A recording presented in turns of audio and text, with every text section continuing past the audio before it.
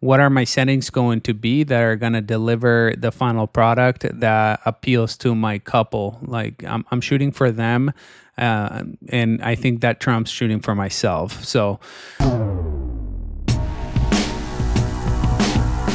welcome back. Today, I want to talk about a question that get asked me a lot, and that is, what do my camera settings look like during a wedding day?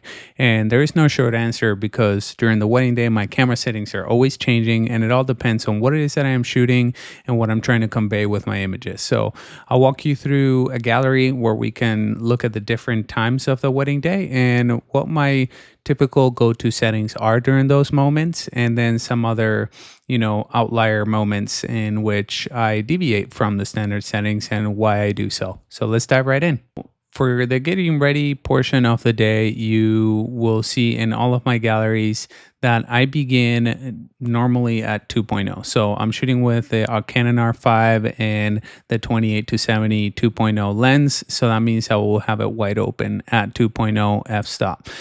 When I used to use my 51.2 all the time, I would find myself at 1.2 a lot. And that's because this time of the day, I'm really looking to do more of a subject focused shooting. So I'm really trying to bring the attention to moments, expressions, emotions, and all of those things, or details.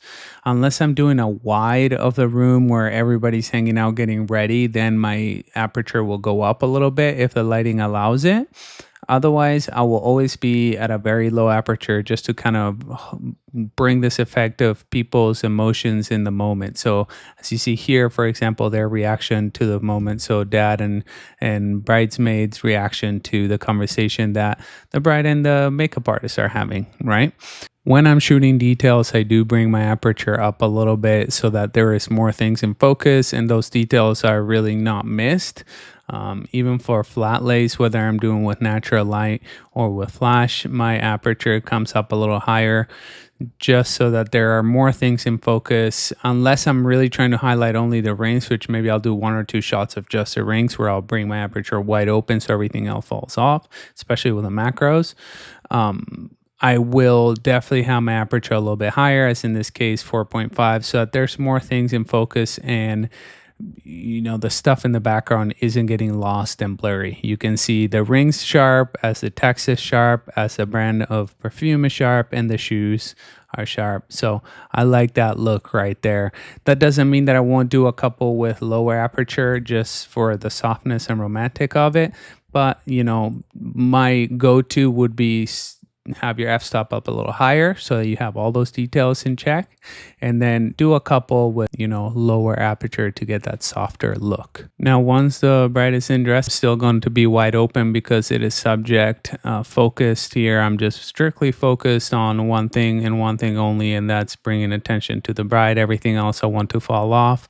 And if I'm trying to highlight a different part, so like details on the veil or details on the bouquet or jewelry and such, I'll focus on that and let everything else be blurry. But I just really like the look of a wide open lens during these moments, especially in low light like this. As you see, my shutter speed will always remain above 250, and if I'm pretty bottomed out like I am here, 350 2.0, then I'll bring up my ISO to make everything a little brighter.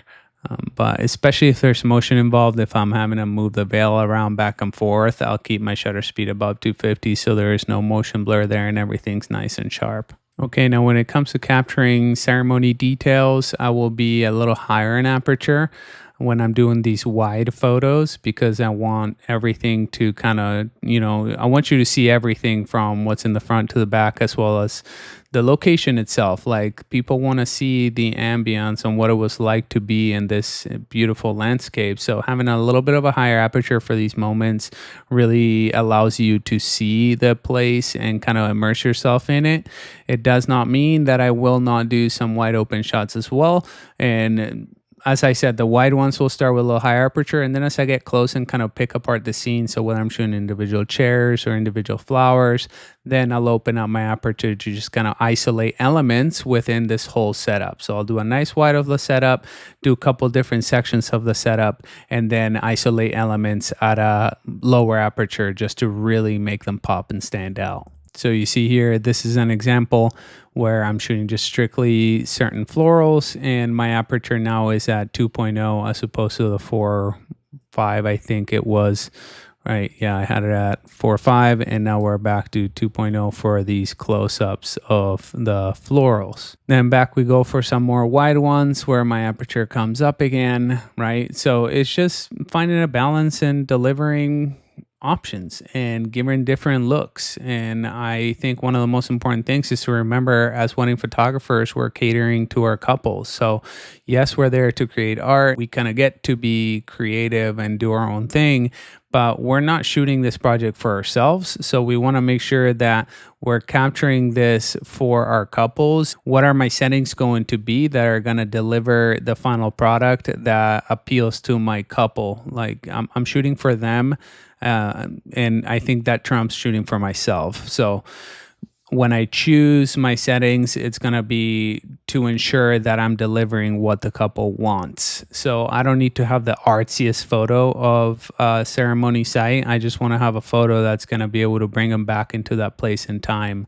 And now we're back to shooting photos of the bride coming out all done up. And as you see, we're back to wide open 2.0. With a moment like this, like a first look or something like that, I want to make sure I'm getting both of the subjects in focus. I'm not going to be wide open. If I can and there's enough light, I'll go up a little bit. So 2.8, it's a little more forgiving, especially when I'm stepping further away from my subject.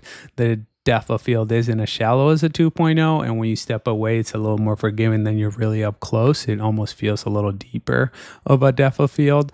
For first looks, I rather my camera be set up for success, so I'll bring my f-stop up a little bit so that there's no focus missing and those moments really don't get missed. So if they have any emotion happening, I want to be able to capture it in a nice sharp manner as opposed to miss a moment because I was messing with a wide open setting. Here we are doing some reception details, and for reception details, I'm always going to be wide open. That's my preference, unless I'm doing a wide establishing shot of the whole table and the whole reception. Then I'll bring my aperture up. When I'm doing close and kind of picking apart each element, I'll be wide open, just as I mentioned during the ceremony. So you see I'm at 2.0, my ISO nice and low for sharpness and crispness, and rich color without any noise, and then my shutter speed where it needs to be to get that look that I want and that exposure that I want.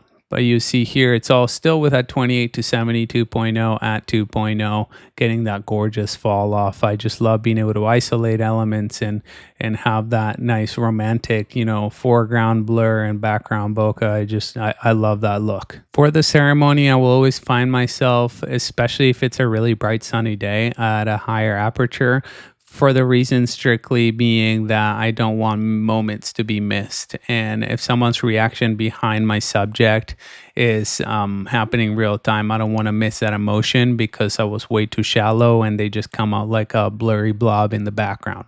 So having my aperture at 4.0 will allow me to miss less things. And as I stated before, it sets up your camera for success. So if, for some reason the autofocus is struggling, which I rarely experience with the R5, then at 4.0, a deeper depth of field, it's going to be a little less likely to miss that sharp look, especially if you're going after, focusing on the eye of your subject. But mainly also capturing emotions and reactions of people behind or in front that you wouldn't get if you were at 2.0, where they would just be super, super blurry, right? And that little jump in aperture will make a big difference. Now, especially moments like this when they're walking out and there's a lot of movement and I'm not moving at the same pace as them, maybe I'm stationary, I'm gonna have my aperture a little higher because, once again, I understand wanting to be super artsy and have wide open. This might trigger some people, but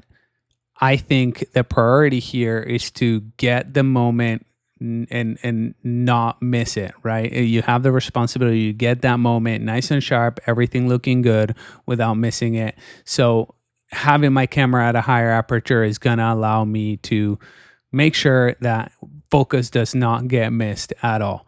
I've been shooting weddings for over 12 years and I used to shoot these moments wide open. I used to shoot these with 50 1.2 and I've never missed focus.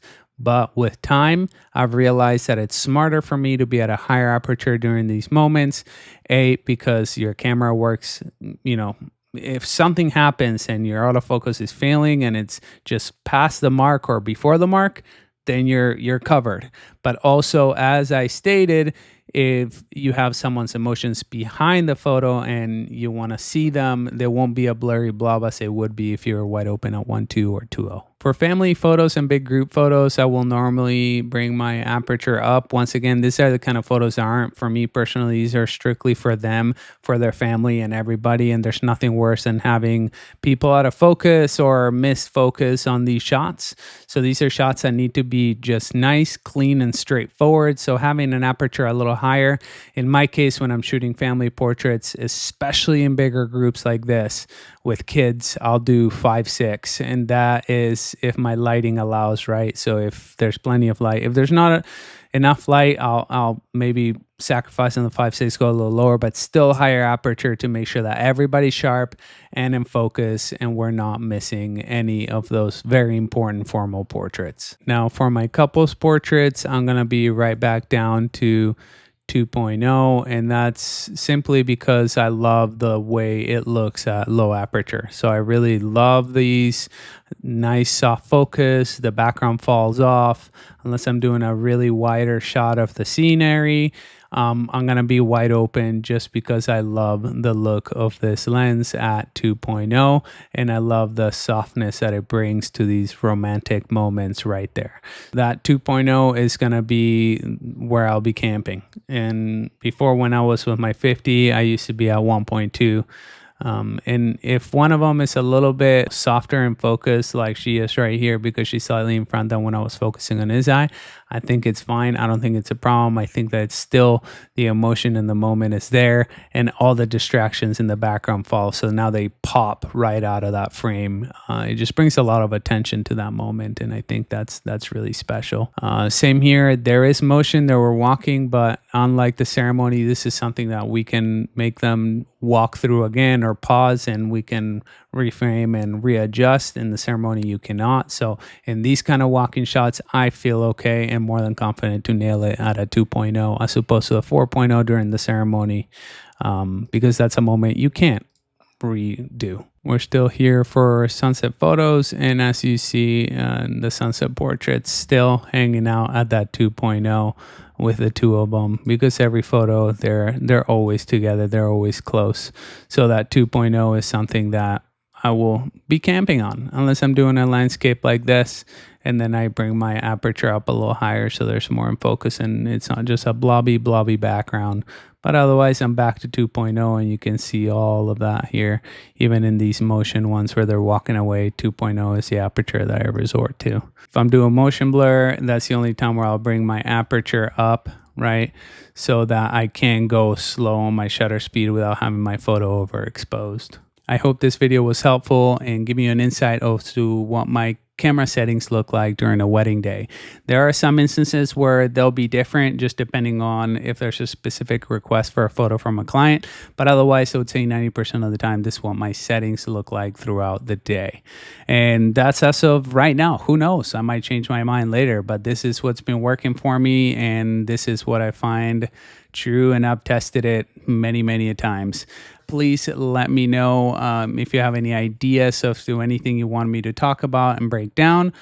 Feel free to subscribe on here, and I'll have a link to some other goodies on the description. So please go ahead, subscribe, and follow on Insta. And yeah, I'll be seeing you on the next one.